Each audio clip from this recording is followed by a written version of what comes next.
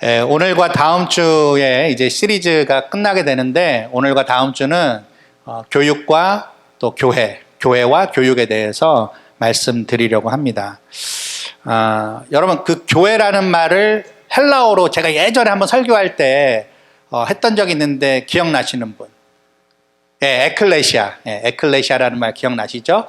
밖으로 이렇게 부름을 받은 자들, 그런 사람들의 모임, 그걸 에클레시아라고 합니다. 그래서 이렇게 사람들이 모이는 걸 가지고도 그냥 평범하게 교회, 에클레시아 이렇게들 얘기를 했는데, 나중에는 우리 기독교인들이 하나님으로부터 밖으로 부름을 받아서 모임이라고 해서 그 모임도 에클레시아라는 이름이 붙었습니다.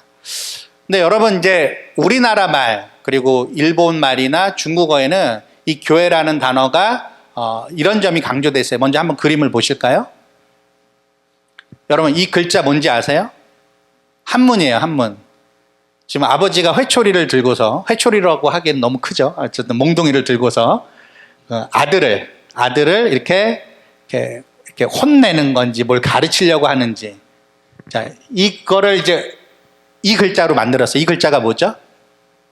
가르칠 교자입니다. 가르칠 교자. 그래서 한국, 중국, 일본은 가르치는 모임, 가르침이 있는 모임, 그래서 교회라고 불러요. 저는 이게 굉장히 중요하다고 생각을 합니다. 왜 그러냐면 성경에서 특별히 복음서나 또 우리 사도들이 행동을 했던 사역을 했던 그 모습을 그린 사도행전에 보면은 가르침이라는 단어가 굉장히 많이 나옵니다. 교회는요, 교육과 밀접하게 관련이 있습니다. 예를 몇 가지 들어보자면 마태복음 4장 23절에 보면은 그 사도 마태가 예수님의 사역을 세 가지로 요약을 하는데, 첫 번째가 가르치셨다, 두 번째가 복음을 전파하셨다, 세 번째가 병약한 것들을 고치셨다, 이렇게 되어 있어요. 첫 번째를 뭘로 뒀다고요? 가르치신 사역을 가지고서 성전이나 회당에 가셔서 가르친 사역을 두고서 마태가 첫 번째로 꼽았습니다. 그리고 예수님께서 승천하기 전에 그 제자들과 많은 무리들한테 남기신 말씀이 있어요. 그 말씀이 뭐였죠? 내가 너희에게 분부한 모든 것을 어떻게 하라고요? 가르쳐 지키게 하라, 그렇게 말씀을 해주셨습니다. 그게 예수님의 마지막 말이라고 마태에 의하면 그렇게 나와 있어요. 그리고 누가복음에 보면은 누가가 예수님에 대해서 썼을 때에 누가복음 3장 23절에 보니까 예수님의 공생애의 시작을 뭘로 받느냐면은 가르치기를 시작하셨을 때에, 이렇게 되어 있어요. 가르치기를 시작하셨을 때에. 예수님의 그 중요한 공생애의 사역을 가르치시는 일을 기준으로 삼았다는 것이죠. 여러분, 사도행전에 보면 어떻습니까? 사도행전 2장에 보면은 성령을 받고서 그 사도들이 나가서 막 복음을 전합니다. 베드로가 막 복음을 전했더니 수천 명이 막 돌아와요. 그러면서 이제 교회가 형성됐습니다. 교회가 형성된 그 모습을 어떻게 묘사를 하고 있냐면, 사도행전 2장 42절에 보니까 그들이 사도의 뭐를? 가르침을 받아, 이렇게 되어 있어요. 교회의 모습을 묘사했을 때에 가르침이 있는 그 모습을 가장 첫 번째로 묘사를 하고 있습니다. 그러니까 교회는요, 교육이라는 것이 상당히 중요한 것입니다. 그래서 교회의 모든 활동은 교육적이어야 해요. 여러분 동의하시나요? 교회의 우리의 모든 활동은 교육적이어야 합니다. 예배도 마찬가지고요, 찬양도 마찬가지고, 기도도 마찬가지입니다. 그리고 선교, 전도, 그리고 교제에 이르기까지 우리의 모든 교회로서의 활동은 교육적이어야 해요. 배우고 가르치는 일이 반드시 그 일에 나타난다는 거예요. 이렇게 예배를 드리고 여러분 집에 가시면 뭐라도 하나 이렇게 남아서 내가 오늘 이걸 배웠구나, 그런 마음으로 돌아가실 수 있어야 된다는 거예요. 말씀을 통해, 또 찬양을 통해, 또 오늘 성도님들과 교제하다가 하나님, 내가 이거를 오늘 배우라고 교회 가서 예배하고 교제하게 하셨구나. 소그룹 모임에 가서도 마찬가지입니다. 거기서 배우는 거예요. 또 가르침이 있는 것입니다. 그러한 모든 교회 활동들이 교육적이라는 거예요. 근데 중요한 것이 있습니다. 무엇을 가르쳐야 되고 무엇을 배워야 할까? 이것이 중요하다는 거예요. 어떻게 가르치고 어떻게 배우느냐보다 그 방법을 우리가 생각하는 것 이전에 그 내용, 가르침의 내용과 배움의 내용이 중요하다는 거예요. 오늘 그것을 좀 살펴보려고 합니다. 여러분, 그 물을 얼마나 하루에 많이 드시나요? 저도 그 WHO 세계보건기구에서 권장하는 하루에 순수하게 좋은 물만 2리터를 마시라고 하죠. 그게 권장 사항이에요. 근데 그렇게까지 마시지 못하는 것 같아요. 근데 요즘에 이렇게 유튜브나 이렇게 기사들을 보면은 물을 어떻게 마시는 게 좋은 건지를 많이 얘기를 해주더라고요. 심지어 저는 그런 글도 봤어요. 그 물을 마실 때요, 어금니 쪽으로 물을 이렇게 왔다 갔다 하면서 씹어 먹으래요. 여러분, 그런 얘기 들어보셨어요? 물도 그렇게 쪼개서 먹어야 된다는 거예요. 저도 그게 어렸을 때 이렇게 들었던 말이라 생각이 나서 종종 그렇게 합니다. 그게 효과가 있는지 없는지는 잘 모르겠지만. 어쨌든 이 세상에서는 우리에게 how to, 어떻게에 대해서 굉장히 많이 가르쳐 줍니다. 근데 중요한 것은요, 여러분들이 물을 충분히 마셔야 된다는 게 중요한 거예요. 다른 음료, 뭐 커피나 주스나 티 같은 것도 좋겠지만 물을 2리터를 하루에 마셔야만 우리 몸이 70%가 물로 이루어졌기 때문에 그 물을 항상 채워 넣는 것이 굉장히 중요하다는 거예요. 여러분, 이제 미국에 사시기 때문에 저처럼 좀 영어 실력이 이렇게 조금 모자라신 분들은 영어를 어떻게 하면 이렇게 향상시킬 수 있을까 굉장히 고민이 많으실 거예요. 그래서 저도 유튜브를 통해서 혹은 책을 통해서 영어를 어떻게 하면 잘할 수 있는지를 많이 찾아봅니다. How to를 이렇게 막 배워요. 근데 방법들이 다 다른 거 있죠. 어떤 사람들은 드라마를 보면서 미러링을 해라. 뭐 어떤 사람들은 그냥 뭐 이렇게 해도 해봐라, 저렇게 해도 해봐라. 여러 가지 얘기를 하는데, 여러분, 어떻게 영어를 배울까? 이 방법만 찾다가 허송세월하는 경우가 얼마나 많이 있는지 몰라요. 제일 중요한 건 뭡니까? 영어를 계속해서 사용할 수 있는 습관과 환경을 만드는 게 중요한 거예요. 우리가 교회에서 배우고 가르치는 이 교육의 일도 마찬가지입니다. 우리가 무엇을 배워야 할지, 어떻게 배워야 할지도 중요하지만 무엇을 배워야 할지, 그 가르침과 배움의 가장 핵심적인 내용이 무엇인지를 우리가 잘 생각해 봐야 돼요. 근데 그것을 가르쳐 주는 본문이 바로 오늘의 본문입니다. 오늘 읽은 본문, 이 신명기라는 책, 이 책이 굉장히 중요한데요. 여러분, 이 신명기라는 책의 이름이 거듭 반복하여 명령을 줬다라는 뜻이에요. 어떤 사람들이 이게 신자를 신신자로 생각하시는데 그게 아니라 갑신자, 거듭신자를 쓰고 있습니다. 거듭된 명령이 기록되어 있다라는 뜻이에요. 모세가 총 5권의 책을 썼죠. 모세오경입니다. 이 신명기는 그 가운데서 가장 마지막 책입니다. 그런데 이 앞에 4권에서 모세가 이미 하나님의 명령과 교훈을 이스라엘 백성들에게 다 전달을 해줬어요. 하지만 자기가 죽기 전에 다시 한번 그 후손들에게 하나님의 명령과 교훈을 전해주기를 원했어요. 그래서 쓴 책이 바로 이 신명기입니다. 이 신명기는요, 모세의 3가지 설교로 구성되어 있습니다. 특별히 오늘 이 4장은요, 첫 번째 설교의 마지막 부분이에요. 1장에서 4장까지가 첫 번째 설교인데 그 첫 번째 설교의 마지막 부분입니다. 이 첫 번째 설교에서 모세는 이스라엘의 역사를 쭉 훑습니다. 쭉 훑어줘요. 그래서 1장부터 4장까지를 여러분 읽어보시면 어떤 말이 많이 나오는지 아세요? 역사를 훑으니까 그때에라는 말이 굉장히 많이 나옵니다. 옛날 얘기를 하는 거예요. 역사 공부를 너희들이 해야 된다는 겁니다. 여러분, 역사가 참 중요하다는 거를요, 제가 그 성경을 가르치고 그 목회를 하면서 굉장히 중요하게 생각을 하게 되더라고요. 제가 그래서 우리 프랭크 전사님이 역사학과를 나왔잖아요. 저도 그걸 미리 좀 알았으면 역사를 좀 배웠으면 참 좋았을 텐데 그런 생각을 하곤 합니다. 근데 여러분, 주의해야 할 것이 있습니다. 모세가 그 이스라엘의 역사를 이야기해 주면서 이러지 않았어요. 나 때는 그러지 않았어요. 그때에는 그렇게 얘기를 했어요. 여러분, 요즘에 그거 되게 조심해야 되더라고요. 나 때는. 나 때르라는 말을 많이 쓰면은요, 꼰대 취급을 받는다고 그러더라고요. 군대 갔다 온 남학생이 신입생들에게 한국에서 나 때는 말이지라는 말을 안 쓴대요. 꼰대 취급 당할까봐. 그 10대 후반, 20대 초반의 사람들도 그런 말을 될 수 있는 한 하지 않으려고 굉장히 애를 쓴다고 합니다. 중요한 거는 내 경험, 나만의 경험이 아니라 공동체가 함께 경험했던 것을 후손들에게 교훈 삼아서 할 수 있도록 이 모세가 그 첫 번째 설교에서 역사를 언급했다는 거예요. 그때에는. 여러분, 우리 스스로는 우리가 굉장히 고생을 했다고 생각을 합니다. 예, 사실일 거예요. 그리고 더할 나위 없이 우리의 젊을 때 성실했다고 생각했을 거예요. 그런데 나만 그랬고 내 후손들은 그렇지 못하고 내 자녀들은 그렇지 못하라는 태도는요, 그닥 교육적이지 못할 수 있다는 사실을 우리가 주의했으면 좋겠어요. 그런데 오늘 본문 신명기 4장 1절에 보니까는요, 어떻게 시작을 하고 있죠? 함께 읽어볼까요? 시작.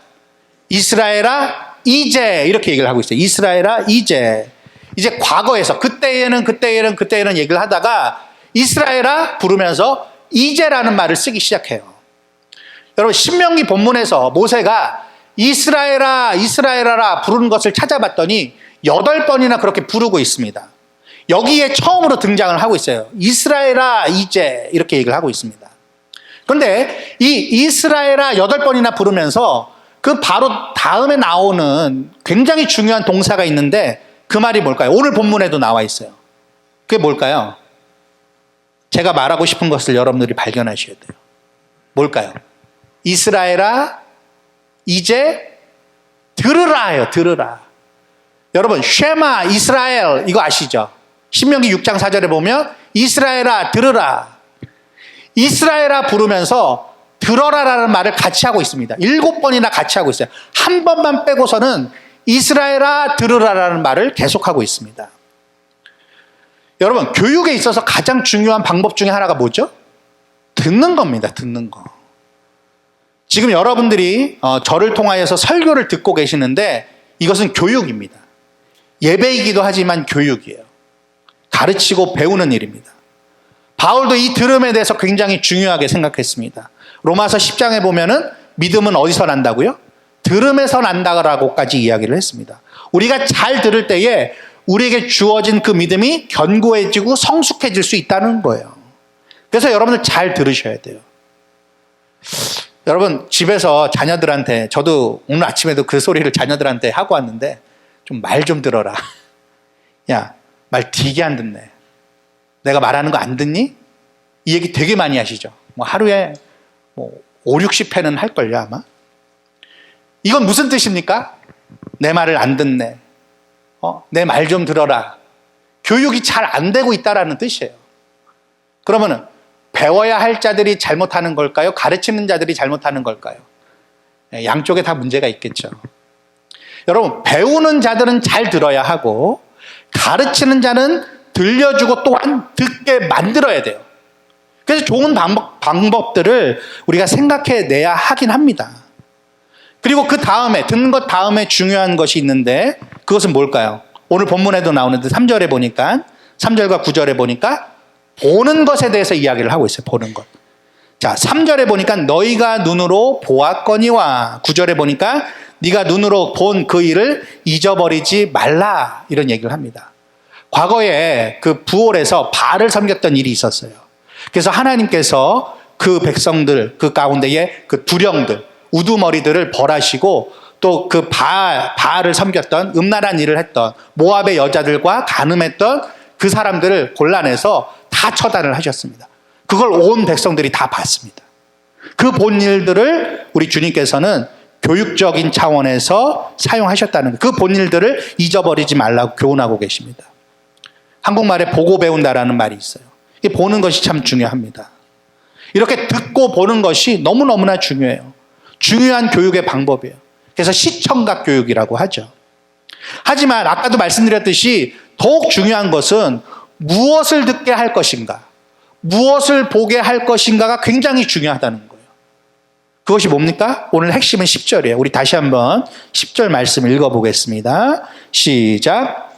네가 호렙산에서 내 하나님 여호와 앞에 섰던 날에 여호와께서 내게 이르시기를 나에게 백성을 모으라.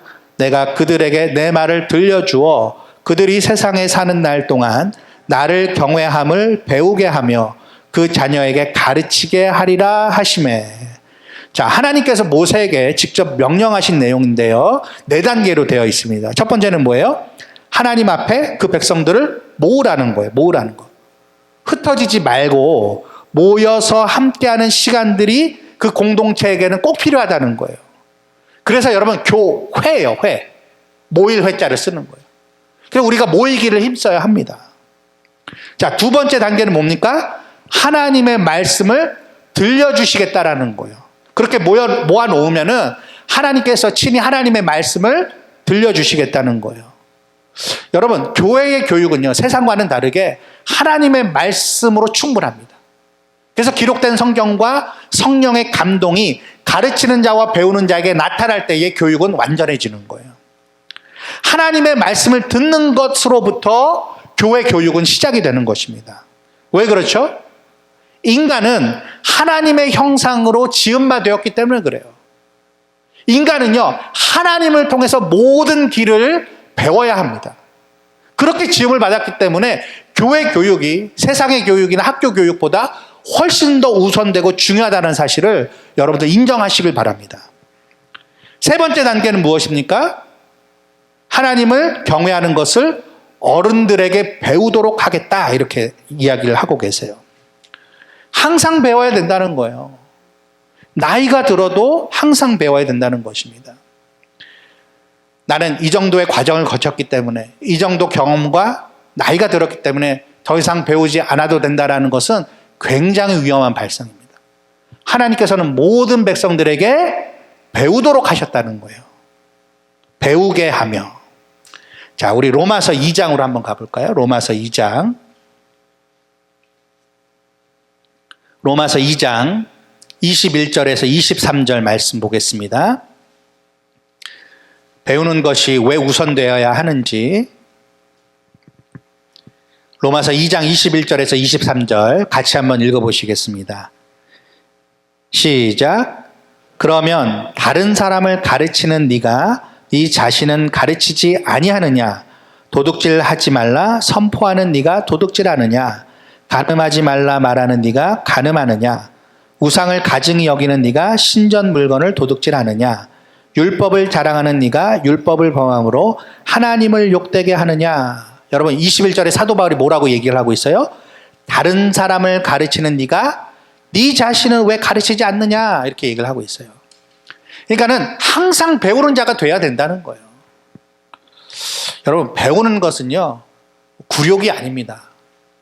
내가 모자르고 내가 부족해서 그게 아니라 하나님에 대한 그 지식과 또 교회에서 이루어지는 모든 교육은요, 우리가 주님 앞에 서는 날까지 배우는 자세로 있어야 된다는 거예요.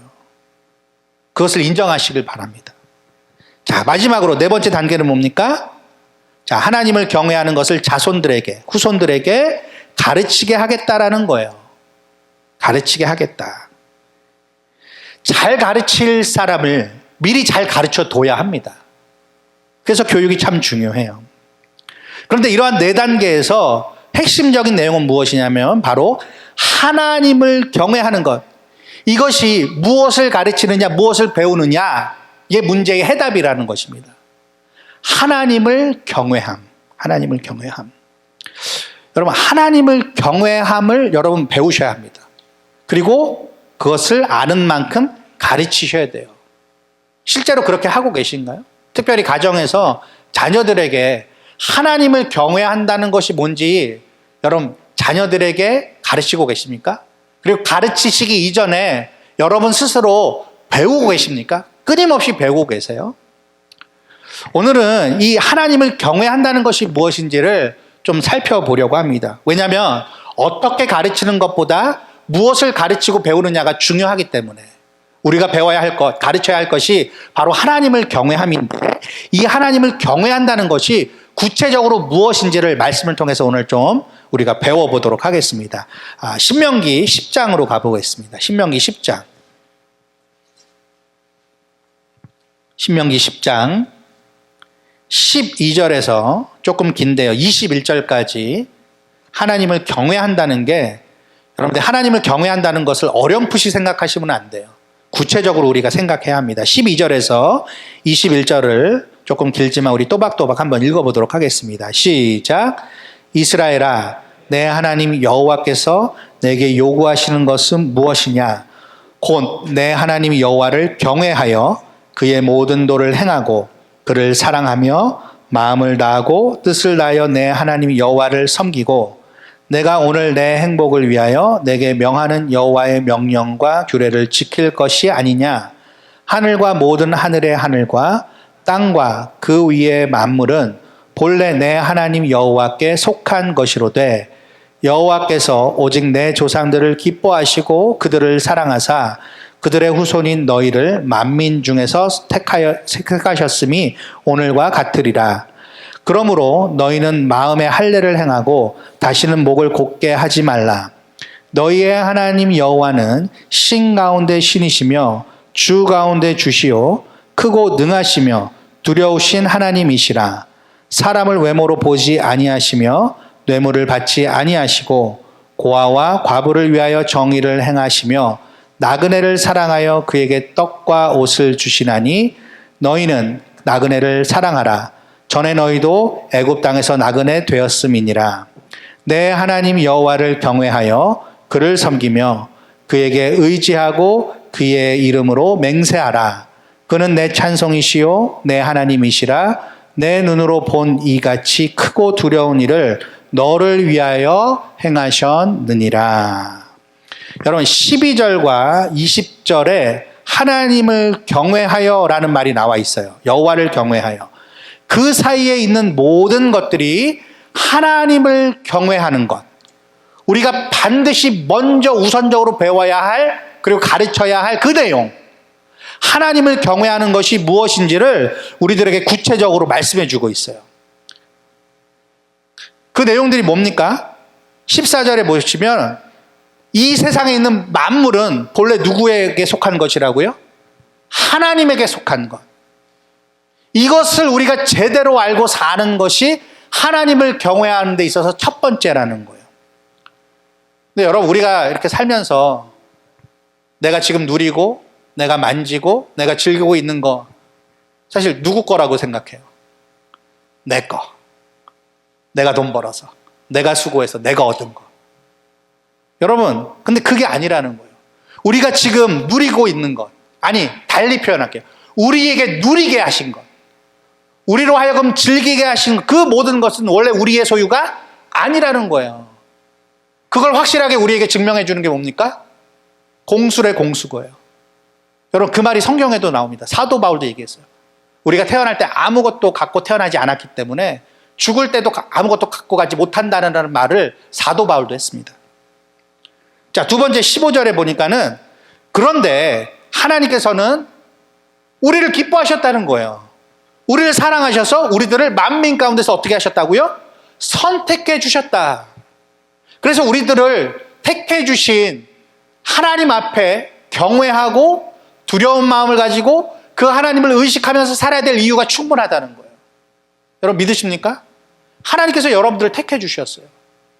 그것만으로도 여러분들이 하나님을 경외할 이유가 충분합니다. 그래서 우리의 태도가 어떠해야 된다고 얘기를 하고 있죠. 16절에 보니까 마음에 할례를 행하고 다시는 목을 곧게 하지 말라. 이게 우리가 구체적으로 어떻게 경외를 해야 하는지 그 경외의 태도를 우리들에게 가르쳐주고 있습니다. 여러분 할례라는 건 무엇입니까? 우리의 생식 능력으로 살아갈 수 없다라는 것을 하나님이 우리에게 가르쳐준 그 의식이 할례 의식이에요. 우리들은 하나님의 도움이 없으면 하나님이 공급해 주시는 햇빛과 비와 공기, 이 땅의 식물들 그런 것들이 아니면 우리들은 한순간도 살아갈 수 없음을 기억해야 한다는 거예요. 그래서 우리들은 목을 뻣뻣하게 해서는 안 된다는 거예요. 겸손하게 주님 앞에서 머리를 조아리고 주님을 늘 생각하는 마음으로 살아가야 된다는 것입니다. 또 하나님께서 우리들에게 하나님을 경외한다는 것이 무엇인지를 17절과 18절에 가르쳐주고 계시는데 사람들을 사랑해야 된다는 거예요. 여러분 하나님을 두려워하고 하나님을 사랑하는 사람, 하나님을 경외하는 사람들은요 주위에 있는 사람들을 소중하게 생각합니다. 사람들을 얕잡아 보거나 업신여기지 않아요. 특별히 연약하고 소외된 자들에게 하나님의 그 긍휼을 흘려보내는 그러한 사람으로 살게 되는 것이 참된 하나님을 경외하는 사람들의 태도라는 것입니다. 여러분들은 여러분들의 주위에 있는 사람들을 어떻게 생각하고 계세요? 나보다 못한 사람, 나보다 이렇게 좀 힘이 없어 보이는 사람에게 특별히 어떻게 대하고 계십니까? 그들을 대하는 태도가 여러분들이 얼마나 하나님을 경외하는지를 알 수 있는 척도가 된다는 거예요. 말씀을 맺겠습니다. 여러분, 저는 그 비행기를 탈 때마다 참 이상하고 안타까운 것이 있어요. 한번 그림을 보실까요? 여러분, 이 장면 아시죠? 비행기 탈 때마다 우리가 보는 장면이에요. 비행기 안전 교육을 하는 겁니다. 근데 제가 이거를 탈 때마다 봐요. 왜냐면 봐도 모르겠더라고요, 잘. 근데 여러분, 제가요, 이걸 보면서 이상한 걸 발견했어요. 주위에 있는 사람들을 보니까요, 안 봐요. 사고를 안 당할 거라고 생각을 하니까 뭐 아마 그럴지도 모르겠죠. 뭐 비행기 사고가 뭐 우리가 이렇게 교통수단으로 이용하는 것 중에 사고 날 확률이 가장 적다고 하니까 그래서 안 보는지 모르겠어요. 근데 한번 사고가 나면 어떻게 돼요? 와장창. 예, 그 어떠한 사고보다도 큰 사고가 나버리게 됩니다. 이 중요한 것에 왜 사람들이 집중하지 않을까라는 의문이 저는 항상 들어요. 비행기를 탈 때마다. 자기 생명과 직결된 너무나 중요한 교육인데 왜 사람들이 듣지 않을까? 왜 집중해서 보지 않을까라는 그런 의문이 저한테 항상 들었습니다. 나는 다 아니까. 여러분, 정말 다 압니까, 우리가? 여러분, 저 산소 마스크가 어디 있는지 아세요? 잘 모르시겠죠? 여러분, 인간은요, 망각의 동물이에요. 뭐 잊어버리는 것이 좋을 때도 있습니다. 뭐 나쁜 일들 잊어버리는 게 좋잖아요. 하지만 중요한 것, 우리의 생명과 직결되는 것은 우리가 계속해서 반복적으로 어떻게 해야 돼요? 배워야 돼요. 배워야 돼요. 하나님을 경외해야 하는 것, 여러분 중요하다는 거 아실 거예요. 근데 여러분, 솔직하게 지난 24시간 동안 나는 하나님을 경외해야지. 내가 지금 하나님을 잘 경외하고 있나? 그거 생각하신 분 있으세요, 혹시? 솔직하게. 저도 설교 준비 아니었으면요, 잊어버리고 살았을 거예요. 여러분, 인간은 그래요. 잘 잊어버립니다. 그래서 하나님께서는 모세를 통하여서 그 백성들이 다시금 배우도록, 다시금 좋은 것들을, 필요한 것들을, 특별히 하나님을 경외하는 일을 배우도록, 가르치도록 하셨다는 거예요. 그래서 계속해서 우리들은 배워야 하고 계속해서 후손들을 가르쳐야만 합니다. 무엇을요? 하나님을, 하나님 경외하는 것을 배우고 가르쳐야 한다는 거예요. 여러분, 이 책 읽어보셨죠? 하나님을 아는 지식, 제임스 패커라는 신학자가 쓴 책인데요. 기독교 교리를 조금 나름 평범하게 썼는데 그래도 뭐 어렵다고 하시는 분들이 계시더라고요. 근데 제가 분명히 말씀드릴 수 있는 것은 신학교에서 배우는 그 조직신학이나 교리신학보다는 그래도 이게 낫습니다. 그래서 하나님을 아는 지식, Knowing God이라는 책을 여러분들 꼭 읽어보셨으면 좋겠어요. 근데 이 책의 첫 번째 장에 하나님에 대한 연구라는 그 장이 있는데 그 장을 시작하면서 이 제임스 패커 이 학자가 그 스펄천 목사님의 설교를 인용을 하는데 여러분 한번 좀 잘 들어보세요. 조금 깁니다. 자, 누군가 인류가 연구해야 할 합당한 주제는 인간이다 라고 말한 적이 있습니다. 저는 그러한 생각에 반대하지 않습니다. 하지만 하나님의 택함을 받은 자들이 연구해야 할 합당한 주제는 하나님이라는 것도 마찬가지로 사실이라고 생각합니다. 그리스도인이 연구해야 할 합당한 주제는 하나님의 본성입니다. 하나님의 자녀의 주의를 끌 수 있는 최고의 학문, 가장 고상한 사색, 가장 강력한 철학은 그가 아버지라 부르는 그 위대하신 하나님의 이름과 본성과 인격과 역사와 행사와 존재입니다. 신성을 묵상하는 일에는 우리의 지성을 엄청나게 향상시켜주는 그 무엇이 있습니다. 그 주제는 너무나 광대해서 우리의 모든 사고는 그 광대함 속에서 길을 잃고 맙니다. 그 주제는 너무나 심오해서 우리의 교만은 그 무한함 속에 잠겨버리고 맙니다. 우리의 교만함도 다 덮어버린다는 거예요. 하나님을 아는 지식이. 우리는 다른 주제들은 이해하고 파악할 수 있습니다.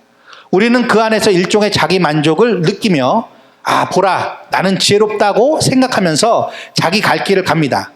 하지만 이 최고의 학문에 이르면, 하나님을 아는 지식이죠. 이 최고의 학문에 이르면 우리는 다림줄로 그 깊이를 잴 수 없으며 우리의 형안으로 그 높이를 볼 수 없다는 사실을 깨닫습니다. 스스로 우쭐대며 지혜로워지려고 했지만 실상은 마치 야생 당나귀 새끼같이 풋내기일 뿐이라고 생각하면서, 또한 나는 어제 날 뿐이며 아무것도 모른다고 엄숙하게 외치면서 돌아서게 됩니다. 하나님에 대한 생각들보다 더 마음을 겸손하게 해주는 묵상 주제는 없을 것입니다.